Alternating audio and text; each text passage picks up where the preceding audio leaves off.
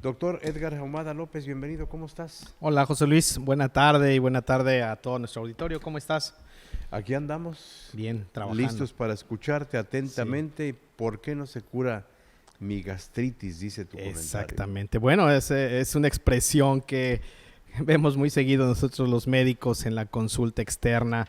Doctor, mi gastritis no mejora, no se cura. Me he atendido con N cantidad de colegas y pues no mejoro. ¿Qué es lo que está pasando? ¿No? Esto sin llegar a algunas complicaciones que después platicaremos, pero ¿qué es lo que está pasando? La realidad de la gastritis es que el estómago pierde su función. Hay una corriente ya en el mundo médico, en la medicina, donde está basada en basar tu medicina en regresar la buena función al órgano.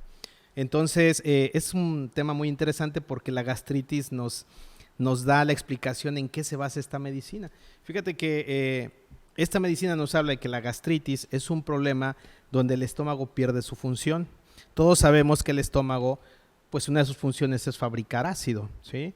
El ácido que utiliza para desdoblar los alimentos, proteínas, minerales, vitaminas. El estómago es muy importante que tenga una acidez de 1 a 2, que es algo muy, muy ácido.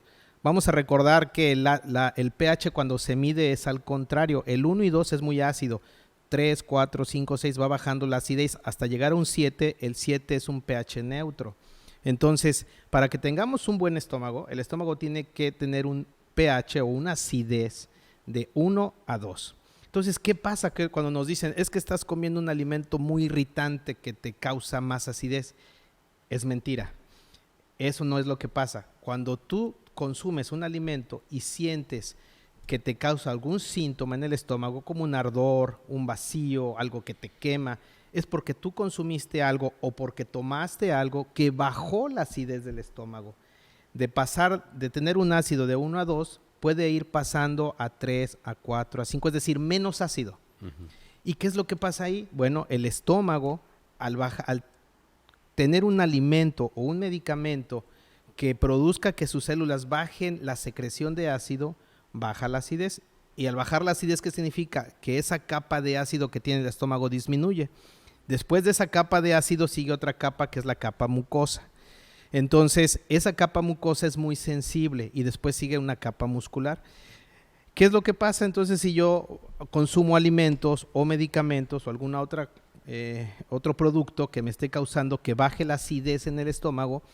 El ácido se elimina y entonces empieza a tener o a descubrirse la siguiente capa, que es la capa del moco del estómago, y si sigo con esa alimentación, cuando está el estómago en esa acidez entre 4, 4.5 a 5 de acidez, ese punto de acidez, el estómago no funciona bien, ¿sí?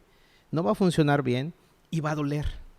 Entonces, ¿qué hacemos como médicos? Llega el paciente y me dice, tengo estos síntomas, es una acidez aumentada, que es erróneo. Al contrario, tenemos que decir, tu acidez del estómago ya no es la que tiene que ser, se convirtió menos ácido por esta cuestión. ¿Y qué Ujú. hacemos? Les damos unos medicamentos antiácidos como omeprazol, pantoprazol, hay varios oprazoles ya por ahí. ¿Y qué es lo que causamos? Bajamos más la acidez todavía, lo hacemos más hacia la alcalinidad hasta llegarlo casi a un 7, 7.5, lo hacemos Hacia neutro el lo neutro. estómago, Ajá. hacia lo neutro. ¿Y qué pasó ahí? En ese momento el estómago ni duele, pero tampoco funciona.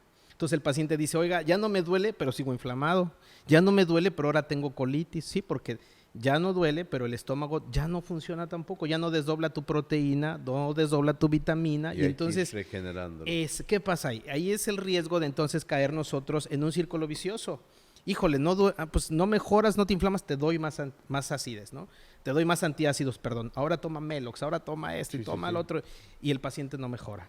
Y si caemos en eso, tenemos el riesgo de entonces ya contagiarnos, o si tenemos un Helicobacter pylori, que es una bacteria que después hablamos de ella, nos va a incrementar este cuadro de De molestia. acuerdo. Entonces, la medicina que se basa en regresar la buena función orgánica, ¿qué dice en el estómago? A ver, lo primero que tienes que hacer, tienes que identificar qué alimentos alcalinizaron tu estómago.